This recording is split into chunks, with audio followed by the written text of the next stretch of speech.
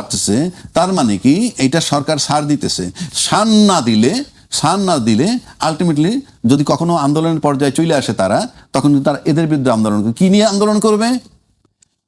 আমাদেরকে নির্বাচন থেকে বাদ দেওয়া হয়েছে, আমরা ইনক্লুসিভ নির্বাচন করা হয় নাই, যারা দোষী ছিল কিংবা যাদের কাগজে পত্রে নাম ছিল তারা থাকুক বাদ, কিন্তু আমাদেরকে নির্বাচন করতে দেওয়া হয় নাই। 25%, 30% ভোটারকে এই ইস্যুগুলো আসবে। সুতরাং এই ইস্যুগুলোও যাতে না আসে, সুতরাং আওয়ামী লীগকে ছাড় দিতেই হবে ক্ষমতাসীন সরকারের, যদি সরকারে খুব সুন্দরভাবে সার্ভাইভ করতে হয়। এনসিপিকে ব্যালেন্স করতে হবে, আওয়ামী লীগকে ব্যালেন্স করতে হবে। এটা আভ্যন্তরীণ, এক্সটার্নালটা আমার দরকার নাই, আভ্যন্তরীণ এই জটিলতা। সুতরাং আমার কাছে মনে হয় সরকারকে খুব শান্ত মস্তিষ্কে ধীরে সুস্থে সবার সাথে ব্যালেন্স করে পা বাড়াইতে হবে সামনের দিকে। জি, আমরা রাজ্জাকের বক্তব্য শুনছিলাম, তিনি বলছিলেন যে সরকারকে আসলে ব্যালেন্স করে চলতে হবে সামনের দিকে। আমি এই প্রসঙ্গে একটি আবার উল্লেখ করতে চাই, রাজনীতি বিশ্লেষক মহিউদ্দিন আহমেদ যে বক্তব্য তিনি দিয়েছেন এই গণমাধ্যমটিতে, আমি সেটি, দেশে আওয়ামী লীগের একটি সমর্থক গোষ্ঠী রয়েছে, ভোটে অংশ নিতে দল থেকে আহ্বান থাকলেও অনেকেই ভোট দিয়েছেন, বিভিন্ন জায়গায় প্রার্থীদের সঙ্গে সমঝোতার ভিত্তিতে ভোট দিয়েছেন। যাদের ভোট দিয়েছেন তাদের পক্ষ থেকে কিছুটা সহানুভূতি প্রত্যাশা করাটা অস্বাভাবিক নয়। তিনি আমি বললাম আগে যে সমঝোতার কথা তিনি বলছেন যে প্রার্থীদের সঙ্গে তাদের বিএনপি এবং জামাতের প্রার্থীরা বিভিন্নভাবে এই ভোটারদেরকে অ্যালুর করার চেষ্টা করেছে, যার ফলে সব কিন্তু একদিকে ভোট দেয় নাই। আওয়ামী লীগেররা সব বিএনপিকেও দেয় নাই, সব জামাতকেও দেয় নাই। কিন্তু জামাত যেহেতু তাদের হাতে বেস্টের টিকিট আছে, যেমন এখন রাজ্জাকি ভাই যে করলো, এই মেট্রিকুলার ডিজাইনে যদি সরকার ব্যালেন্স করে চলে, তাতে যদি আওয়ামী লীগ মাঠে নামে, তাহলে তো বিএনপি যদি জামাত থাকে তাহলে তো ভরসা আমাদের হয়, অন্তত জান্নাতের টিকিটটা তো এনশোর থাকে। জামাত যদি বিলীন হয়ে যায়, আওয়ামী লীগ আসলে আওয়ামী লীগকে ডিল করতে পারে প্রপারলি, আওয়ামী লীগ জামাতকে ডিল করতে পারে আওয়ামী লীগ যদি মাঠে চলে আসে তাহলে তো জামাত দুর্বল হয়ে যাবে, আবার জামাত বিএনপির লুঙ্গির তলে যাবে, যা স্বাধীনতা বিরোধী শক্তি হয়ে যাবে। তো তখন যাইতে পারে, তো জামাত তো একা চলতে পারবে না, তাহলে তো আমার তো ক্ষতিগ্রস্ত হয়ে গেল, আমি তো জান্নাতের টিকিট থেকে বঞ্চিত হব। জামাত রাজনীতিতে থাকলে আমি আল্লাহ, খোদা, বেস্টের টিকিট সবকিছু আমি পাইতে পারি, পাওয়ার সম্ভাবনা থাকে। এটা কি সম্ভব আজিজ ভাই? সেটা তো সম্ভব না, বলছে তো বরাবর, আমি এটা বলছি তো, বেস্ট দোজক বেস্ট বানাইছে আল্লাহ, বেস্ট দোজক মেনটেন করে আল্লাহ, বিচার করবে আল্লাহ, বেস্ট দোজক নির্ধারণ করবে আল্লাহ। জামাতের কথা টিকিট, সে জান্নাতের টিকিট দেয় কেন? এইসব উগ্রতার কারণে কিন্তু ফাইনালি জামাত বেড়ে গেছে। আমি দেখেন তাদের যে তাফালিং শেষে টাকা পয়সা দেওয়া, জান্নাতের টিকিট র্যাম্পেন্ট করা, সূর্য মাথার কাছে তাক দেখলে থেমে যায়, এরকম সব বক্তৃতা দেওয়াতে মানুষ ভাবছে এই জামাতকে ভোট দিয়ে যদি যায় তাহলে আবার আফগানিস্তানে যা ভ্রমণ করে আসছে 11 দলের একজন, আবার আফগানিস্তানের 2 জন এসে ভিজিট করে গেছে বাংলাদেশে, একজন অফিসিয়ালি আর একজন আনঅফিসিয়ালি ভিজিট করে গেছে। তখন কিন্তু মানুষের ভিতরে একটা আতঙ্ক তৈরি হয়ে গেছে, যে কারণ আফগানিস্তানের সম্প্রতি আইন হয়েছে। সামনের রাজনীতির মেরুকরণটা কিভাবে দেখছেন? একটু বিষয়টা হচ্ছে, আমি যেটা বলছিলাম যে হ্যাঁ, বিএনপি আসলে যেটা সরলভাবে চিন্তা করতেছেন, আওয়ামী লীগ যদি মাঠে আসে এত সরল রাজনীতি থাকবে না, রাজনীতি অবশ্যই কমপ্লেক্স হবে। কারণ ধরেন আওয়ামী লীগ সক্রিয় হলো, কথার কথায় তাকে অ্যালাউ করলেন, সক্রিয় হলো, এখন ধরেন অফিস কিছু খুলছে, বেলও জামিন পাইছে, হয়তো এই জামিনের যেগুলো পাইছে এগুলোর ক্ষেত্রে আমার ডিফেন্স আছে, আমি যদিও লয়ার না, কারণ মেরিট নাই, কারণ যারে ভরে তারে নিয়ে অন্তর্বর্তীকালীন সরকার জেলে ঢুকাইছে, আর কোনো হিয়ারিং নাই, কোনো বেলও নাই, কিছু নাই, পড়ে থাক। জেলখানা তো ভর্তি, জায়গা নাই। আপনি বলেন তো, মোস্তাকের সময় জেলখানা ভর্তি ছিল, আর এবারে ভর্তি। অন্তর্বর্তীকালীন সরকার কয়েকজন লুটতরাজ করছে আর মানুষ ধরে জেলখানায় ঢুকেছে। এখন তো দুদকের ভিতরে ইউনূস সহ অধিকাংশ উপদেষ্টার বিরুদ্ধে অভিযোগ পড়ছে, এগুলো বিচার করতে হবে না? এগুলো ফৌজদারি অপরাধ, টাকা লুট করছে, টাকা পাচার করছে। এই অভিযোগের কি হবে আসলে ভবিষ্যৎ? বিচার হতে হবে। বিচার যদি না করে বিএনপি, আমরা বিরোধিতা করব, কারণ আইনের শাসন তো বলা হয়েছে, আইনের শাসন। আমার কথা হলো কোর্ট নিরপেক্ষভাবে ফাংশন করছে কিনা। ধরেন ডক্টর মোহাম্মদ ইউনূস, এটা অনেকেই জানে না, আমি জানছি, সর্বশেষ যিনি রাষ্ট্রপতি, যিনি তার সময় টার্ম শেষ হয়, তখন 3 মাস তিনি নিরাপত্তা পান এবং দায়মুক্তি পান এবং SSF নিরাপত্তা পান। ডক্টর মোহাম্মদ ইউনূস তল দিয়ে করে ফেলাইছে, 1 বছরের জন্য তার নিরাপত্তা নিয়েছে। SSF তার বিরুদ্ধে অভিযোগ পড়ছে, বিচার করবেন না আপনি? এই যে আদেশ দিয়ে যে করলো, এটা তো অবৈধ। প্রেসিডেন্ট অনেক আদেশ প্রেসিডেন্ট জানে না, প্রেসিডেন্ট ছাড়া আদেশ দিলেন আপনি কেমনে? আপনি তো সাংবিধানিক সরকার।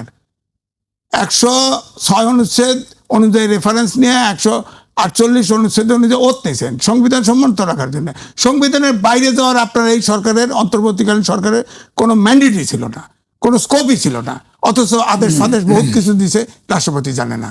হ্যাঁ, হয়তো বলে যে এইটা গোপন কথা ফাঁস করলো কেন প্রেসিডেন্ট? আরে ভাই, আমি তো বুকিত হয়েছি, জনগণ হয়েছে। প্রেসিডেন্টের ঘরের ভিতরে গিয়ে তার পিআর সেকশন তিনজনকে উড্র করে নিয়ে গেছে।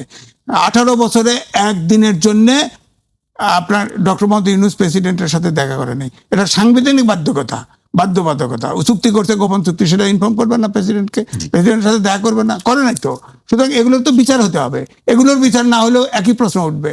আপনি ধরেন বিএনপি সরকার আওয়ামী লীগের সাথে খাতির করলো, আওয়ামী লীগকে স্পেস দিলে ধরেন একটা রাজনৈতিক শক্তির ডিফেন্সিভে পড়লো, কথার কথায় আপনাকে তো একসময় ডিফেন্সিভে ফেলে দিবে। যতই বলেন না কেন, আওয়ামী লীগের যারা পালায়া গেছে এখনো সমর্থক যদি ভোট দেন, আমাদের বাংলাদেশের মাটি হচ্ছে যাকে নির্যাতন করা হয়, নির্যাতিত, সে যৌক্তিক হোক আর অযৌক্তিক হোক, তার পক্ষে সিম্পেথি তৈরি হয়। ধরেন ডক্টর প্রধান বিচারপতি খায়রুল হক, আমি তো তার যে জাজমেন্ট, ওই যে তত্ত্বাবধায়ক সরকার বাতিল করছে, সে শর্ট জাজমেন্টে একটা দিছে, পূর্ণাঙ্গ জাজমেন্টের কত মাস পরে আর একটা দিছে। সে তো ক্রাইসিস তৈরি করছে, তার তো জেলখানে থাকাই উচিত, বিচার হওয়া উচিত। সে তো দেশটারে আউলায় দিছে সে। হ্যাঁ, আজিজ ভাইয়ের কাছ থেকে আমরা বেশ কিছু কথা শুনছিলাম রাষ্ট্রপতির বিষয় নিয়ে, প্রধান উপদেষ্টার বিষয় নিয়ে। আপনার বক্তব্য কি আসলে এই বিষয়ে? প্রধান উপদেষ্টার 1 বছরের নিরাপত্তা দিছে, যেটা উনি বললেন যে তলে তলে করে নিছে। এটা তো নির্বাচিত সরকার ক্ষমতায়, সরকার দিছে। সঠিক না ব্যাঠিক সে তো আর এক আলোচনা। কাজে এটা নিয়ে আমি কিছু বলতে চাই না, যেহেতু সরকার দিছে, গভর্নমেন্ট দিছে, এটা তো আর ইউনূস সাহেব নিজে নিতে পারে নাই। আর প্রেসিডেন্টের সাথে গভর্নমেন্ট দেয় নাই, সে নিজে করে ফেলাইছে। তা জানি না, আমি দেখলাম কোনো একটা নিউজ পান নাই, কিচ্ছু পান নাই। এটা আমি নিউজ পাইছি যে সরকার এই নিরাপত্তার বিধান করছে, এই সরকার, নির্বাচিত সরকার, ইউনূস সাহেব করেন নাই। তো যাই হোক, এটা নিয়ে আমার কাছে এটা বড় ইস্যু না। ওনাকে নিরাপত্তা দিলে, বরং নিরাপত্তা দিলে আরো সুবিধা। তাই যদি আপনি বিচার করতে চান আটকে, তো এই নিরাপত্তা বলয়ের মধ্যে সে আটক আছে। যদি এই নিরাপত্তা বলয় না থাকতো তাহলে তো মুক্ত থাকে। এখন তো নিরাপত্তা বলয়ের মধ্যে আটক আছে। কিন্তু যে অভিযোগের কথা বলা হচ্ছে, যে দুদকে যে অভিযোগগুলো আছে, সেগুলো যদি অভিযোগ ইয়ে হয়, ভেরিফাই করে পায়, অ্যাকশন নেই, এনে বাধা নাই তো কোনো, কেউ বাধা দিবে না তো। বাট আমাদের দেশে হয় কিনা সেটা অন্য কথা। একটু আগে আমি বলছি, আইনের সুশাসন রাষ্ট্রকে শক্তিশালী করে। রাষ্ট্র দুর্বল হওয়ার অন্যতম কারণ আইনের শাসন নাই। Very simple.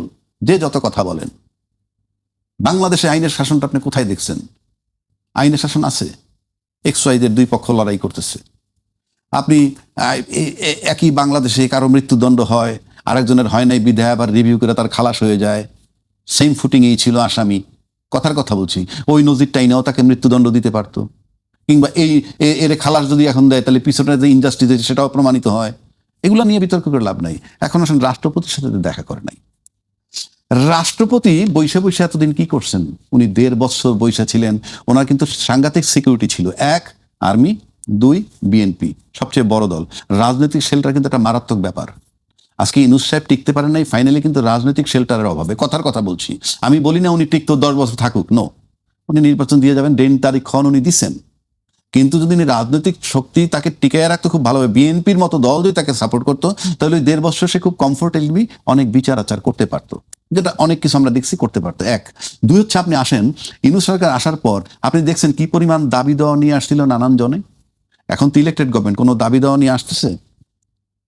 এখন তো মাত্রই তারা ক্ষমতা, ওগুলো ধার তো টাইম নেই তাদের। ইউনূস সাহেব তো মাত্র নিছিল, তারপরে রমজান চলছে, হ্যাঁ বলতে পারেন রমজান। দেখি রমজানের পরে কি আন্দোলন আসে। তাহলে দাবি দেওয়ার তো আসলে আমাদের শেষ নাই। আমি বলছি না, আপনি তার মতো লোকের কাছে এত দাবি দেওয়া, 200-250 দাবি দেওয়া নিলেন 1.5 বছরে। আমি দেখবো সামনে কতগুলো দাবি দেওয়া আসে। এখন তো একটাও আসে নাই। আর রাষ্ট্রপতির সাথে যদি দেখো, রাষ্ট্রপতি যে শেল্টারটাই ছিল, সে বলছে তারা বিদেশ যেতে বাড়িতে করছে। কে বাড়িতে করছে? গেলে কি হইতো তার? কি না তো কল্পনা করে না, গেলে কি হইতো? তার শেল্টার সেনাবাহিনী, তার শেল্টার সবচেয়ে বড় রাজনৈতিক দল যে এখন ক্ষমতায়।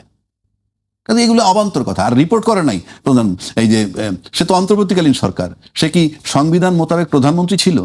যে সংবিধান তাকে ধাক্কায় নিয়ে দেবে রাষ্ট্রপতির কাছে? ওইটা সংবিধানে বলা আছে প্রধানমন্ত্রী কি করবেন। ইউনূস সাহেবের বেলায় বলা আছে, উনি তো অন্তর্বর্তীকালীন সরকার। আমি ডিফেন্স দিচ্ছি না, আমি আর্গুমেন্ট করতে চাই, কারণ মানুষকে আমরা ভুল বুঝাতে চাই না। উনি ছিলেন অন্তর্বর্তীকালীন সরকার, ওনার সিদ্ধান্ত উনি চলছেন, ওনার সিদ্ধান্ত উনি ফেব্রুয়ারি 2026 নির্বাচন দিচ্ছেন, কেউ দ্বিমত করতে পারে নাই বাংলাদেশের। উনি বলছেন 3 মাসের মধ্যে নির্বাচন দেওয়া দরকার ছিল সংবিধান, আমি একমত। পারছে কেউ নিতে? পারে তো নাই। তার মানে কি আমি যেটা বলছি এটাই সংবিধান, এবং সে চালাই গেছে। তো আপনি যেহেতু আপনি তো রাজনৈতিক শক্তি কাজ করে কিভাবে? আন্দোলন। শেখ হাসিনাকে বিরুদ্ধে আন্দোলন হয়েছে না, আইন মোতাবেকই ছিল। তার বিরুদ্ধে আন্দোলন ঠেকাইতে পারে নাই, ডেড বডির পর ডেড বডি হচ্ছে, ফাইনালি তাকে যেতে হচ্ছে। তা আপনি ইউনুস সরকার যে 2026 ফেব্রুয়ারিতে নির্বাচন দিল, যে সংবিধানের কথা বলা ওই সংবিধান মোতাবেক না, কেন আদায় করতে পারেন নাই রাজনীতিবিদরা? কারণ কাচুমাচু খাচ্ছিলেন, একটা নির্বাচন চাই। কারণ মেজর হাফিজ সাহেব ক্লিয়ার করে দিচ্ছেন যে আমরা গণভোট মেনে নিছি, তা না হলে নির্বাচন হইতো না। তার মানে শুধু স্বপ্ন হয়েছিল নির্বাচন নেয়ার জন্য। পুরা ইউনুস সাহেব যদি তারা অবৈধ, পুরো অবৈধ বিষয়টা মেনে নিচ্ছে, আমার একটা নির্বাচন দিয়ে তুমি চলে যাও। একটা অবৈধ সরকার নির্বাচন দিয়ে গেছে, নির্বাচনটা বৈধ হয়ে গেছে, মানে তার সমস্ত কর্মকাণ্ড অবৈধ। যত লোক আটকে রাখছে অবৈধ, জেলে পুরে রাখছে অবৈধ, আওয়ামী লীগের নিষেধ করে রাখছে সব খালি নির্বাচনটুক বৈধ হয়েছে। কি হিসাবে? কোন প্রক্রিয়ায়? ইয়েস, বৈধ করতে পারেন জোরে, গায়ের জোরে করে ফেললাম, কিচ্ছু করার নেই। কারণ 2/3 আমি কিন্তু আলোচনা বারবার বলছি, আমি আলোচনা করছি, ডিবেট করতেছি। এই সংসদে তারা বসুক, যেমনি খুশি এমনি চালাক, আমার কথায় কিছু আসে যায় না, ওভাবেই চলবে। কিন্তু আমি আমার ডিবেটটা করে যাচ্ছি। রাষ্ট্রপতির সাথে সে দেখা করবে কেন? কি কারণে? সে তো ওই সংবিধান মোতাবেক না। 2, রাষ্ট্রপতি তার অতিবা দিল কেন? এত যখন উনি বলছে সংবিধানের জন্য আমি মরিয়া, আমি জীবন দিতেও প্রস্তুত, ওই ইন্টারভিউতে বলছে, কালের কন্ট্রি, আমি জীবন দিতেও প্রস্তুত ছিলাম। তো সংবিধান রক্ষা করার জন্য আপনি এত মরিয়া, তাহলে ওত দিলেন কেন? তাকে ওত দিলেন কেন? এত দিলেন ওত, ভাই মাইনে নিলাম। 3 মাস পরে নির্বাচন দেওয়ার কথা, 3 মাসের মধ্যে কোনো কিছুই জানতে চাইলেন না যে আপনি তো সংবিধান মোতাবেক প্রধানমন্ত্রী, সরকার, আপনি নির্বাচনটা দিচ্ছেন না কেন? একটা বিবৃতিও তো দেন নাই। আপনার শেল্টার তো ছিল, একদিকে আর্মি আর একদিকে সবচেয়ে বড় ক্ষমতাসীন দল, আপনি নিজে বলছেন, আপনি এই বিবৃতিটা দেন নাই কেন? সুতরাং আপনার সাথে সে সাক্ষাৎ করবে কেন? 3 নম্বর যদি আপনি আসেন যে আপনি সংবিধান রাখার জন্য একেবারে মরিয়া, জীবন দেওয়ার জন্য প্রস্তুত। আপনার ওখানে আপনার সম্ভবত 11ই জুন 2024, অর্থাৎ 10 তারিখ, 11 তারিখের পত্রিকা আসে, 10 তারিখে দরবার হল থেকে বঙ্গবন্ধুর ছবি সরানো হয়েছে। সংবিধানের 4-এর ক মোতাবেক ওখানে ছবি থাকাটা ম্যান্ডেটরি ছিল। হ্যাঁ, আপনি কোথায় জীবন দিচ্ছেন? আপনি তো সংবিধান ভায়োলেট করতেছেন বঙ্গভবনে বৈশে বৈশে, বঙ্গবন্ধুর ছবি আপনি ঝুলান নাই, আপনি নিজেই তো সংবিধান ভায়োলেট করতেছেন। সুতরাং সংবিধান ভায়োলেশনের জন্য তো আপনার বিরুদ্ধে অ্যাকশন হইতে পারে। আপনি যে সংবিধানের কথা বলতেছেন বারে বারে, সবাই খালি সংবিধানের দোহাই দেন, কেউ সংবিধানের মধ্যে নাই। সংবিধানের মধ্যে থাকলে, আমি আবারও বলছি, 2026 নির্বাচন এই যে সংবিধানের কথা বলে সেখানে নাই। সুতরাং ইউনূস সাহেব তার সাথে দেখা করবে কেন? আর ওনার বিদেশ যাওয়া বন্ধ করছে কে? আপনি এখন স্টেটমেন্ট বানাইলে তো হবেন না। উনি যদি এইটা ভাইবে যদি যাই থাকেন যে আমি বঙ্গবন্ধু একবার বের হয়ে গেলে আর বসতে না পারি, সেটাও তো হইতে পারে। সুতরাং আপনি এগুলা বলে তো লাভ নাই। জি, আপনার কাছে আবারও আসবো। আমি আজিজ ভাইয়ের কাছে আসতে চাই। আজিজ ভাই, সংবিধান নিয়ে কথা হচ্ছে, রাষ্ট্রপতির বিষয় নিয়ে কথা হচ্ছে। আজকে আমরা একটি দেখেছি যে জুলাই অভ্যুত্থানের স্পিরিট সমুন্নত রাখতে সংসদের উদ্বোধনী অধিবেশনে রাষ্ট্রপতি মোহাম্মদ শাহাবুদ্দিনকে ভাষণ দেয়া থেকে বিরত রাখতে প্রধানমন্ত্রী তারেক রহমান বরাবর চিঠি দিয়েছেন সুপ্রিম কোর্টের একজন আইনজীবী। তারেক রহমান বরাবরে? জি, তারেক রহমানের কাছে কেন চিঠি দিবে? যাতে রাষ্ট্রপতি ভাষণ দিতে না সে পারেন, তো কোর্টে যাবে, রাষ্ট্রপতি কি করবে সেটি আপনি প্রধানমন্ত্রী কি করবে? তার এই চিঠি দেওয়ার বিষয়টি এটা সে ভাইরাল হওয়ার জন্য এটা করছে, তাতে আপনারা নিউজ করেন। এটা করছে তো কি ব্যারিস্টার সারোয়ার কবির, তাই না? সে তো ভাইরাল হওয়ার জন্য করছে এটা, নিশ্চয়। সারোয়ার কবির না, কে করছে? অন্য কেউ করছে। হ্যাঁ, তাই শাহরিয়ার কবির, শাহরিয়ার কবির। হ্যাঁ, সে ভাইরাল হওয়ার জন্য, সে নিউজ হওয়ার জন্য করছে। তাহলে সে কোর্টে যায়, বলতো আইন মতো করতো। আমি যেটা বলছি যে সেটা হলো যে সংবিধানে যখন আর্মিরা ডাকে আর রাজনৈতিক দলের নেতারা যায়, যখন বঙ্গভবনে যায়, তখনও কিন্তু জাতীয় সরকার গঠনের আলোচনা কিন্তু হয়েছিল। তখন কিন্তু ফখরুল ইসলাম আলমগীর বলছিল 3 মাস পরে তো অন্তর্বর্তীকালীন সরকার নির্বাচন হবে, তখনই হবে, এটা জাতীয় সরকার দিয়ে কি হবে। কিন্তু আলোচনায় আছে পুরাটা যে জাতীয় সরকার প্রস্তাব আসছিল, বিএনপি রাজি হয় নাই। আসলে তা না, ব্যাপারটা এইরকম। অর্থাৎ সংবিধানে আছে যে 3 মাস পরে নির্বাচন কমিশন যদি কোনো দুর্বিপাকে পড়ে তাহলে আর 3 মাস। তো এটা সরকার প্রধান ইউনূস 106 অনুচ্ছেদের রেফারেন্স নিয়ে ওত নিচে সংবিধান, তার বিচার হবে, সে সংবিধান ভায়োলেট করলো কেন? আর যদি রাষ্ট্রপতি ভবনে, এটা আমার জানা নাই, এটা আমি জানি উপদেষ্টা রেজওয়ানা গেছিল বিদেশে, যা বঙ্গবন্ধুর ছবি দেখছে, ওরা তো সংবিধানে আছে, তার ছবি টানতে হয়, সাথে সাথে টেলিফোন করে সারা বিশ্বের থেকে ছবি নামাই দিছে, বিচার হবে তার। আর যদি শাহাবুদ্দিন নামায় থাকে তারও বিচার হবে, কারণ এটা সংবিধান ভায়োলেশন। আর সরকার প্রধান ডক্টর মোহাম্মদ ইউনূস, তাকে অবশ্যই যে গোপন চুক্তি ফুক্তি যা কিছু করছে এটা সাংবিধানিক ব্যবস্থা, যেহেতু সংবিধান হিসেবে সংবিধান অনুযায়ী ওত নিয়েছে, রাষ্ট্রপতির কাছে অবশ্যই যতক্ষণ রাষ্ট্রপতি আছে ততক্ষণ তার কাছে রিপোর্ট করা উচিত ছিল, সে করে নাই, সে সংবিধান ভায়োলেট করছে, তার বিচার হবে, এর বিচার হবে, এ সরকার করতে হবে তাকে। হ্যাঁ, এখন ধরেন রাষ্ট্রপতি এখনো আছে, আপনি রাষ্ট্রপতি যে এই যে প্রধান মন্ত্রীকে আপনার দিল, চিঠি দিল, হ্যাঁ, এটা তো প্রধানমন্ত্রীকে কোর্ট থেকে স্টে নিক। প্রধানমন্ত্রী কেন করবে? প্রধানমন্ত্রী তো বলছে যে তারা, বিএনপি বরাবরই বলছে যে তারা সাংবিধানিক কোনো শূন্যতার পক্ষে নয়, যার ফলে বিএনপি, আপনার যখন আন্দোলন হয় বিএনপি বলছে সমর্থন আছে। তিন বাহিনীর চিফ তো ওই ফাঁকে ক্ষমতা লয়ে লইতে পারতো, লয় নাই তো, তারাও একটা সাংবিধানিক সরকার থাকুক এটা চাইছে, এই জন্যই এইটুকু জোড়াতালি হয়েছে। কিন্তু ইউনূস খেলে গেছে, ডক্টর ইউনূস খেলে গেছে। এখন তো তার বিরুদ্ধে দুদিকে একটা সরকার প্রধান, দুদিকে একাধিক মামলা হয় কি করে? তো এই জন্য আমি বলছি এইরকম অনেক উপদেষ্টা হয়েছে, এবং সবচাইতে বেশি অভিযোগ পড়েছে ছাত্র উপদেষ্টা ছিল সজীব ভুইয়ার বিরুদ্ধে, সবচেয়ে বেশি অভিযোগ পড়েছে। তো এগুলোর তো বিচার হতে হবে। তো আইনের শাসন এখন যদি এটা স্কেপ করে দেন, আওয়ামী লীগকে ছেড়ে দেন, সবকিছুই যদি খেয়াল খুশির মতো সমঝোতা করেন রাজ্জাকি ভাইয়ের মতো, তাহলে তো পলিটিক্সে আপনাদেরও বিদায় নিতে হবে। এটা তো রাজ্জাকি ভাইয়ের মতো, আমি না, রাজ্জাকি ভাইয়ের মতো না, ওই হাসিনার মতো। আপনি বলেন যে আপনার বাংলাদেশ ব্যাংকের গভর্নরকে যেভাবে বিদায় দেওয়া হলো, ওখানে বলা হলো, ওখানে জামাত থেকে বলা হয়েছে যে এটা সরকারি মব। আরে আপনি বঙ্গভবনে বাংলাদেশ ব্যাংকের খবর অনেকেই জানে না। বাংলাদেশ ব্যাংকে আওয়ামী লীগ, বিএনপি, জামাতের সংগঠন আছে, এছাড়াও এর বাইরে অসংখ্য সংগঠন, এবং সবাই যৌথভাবে আন্দোলন করছিল।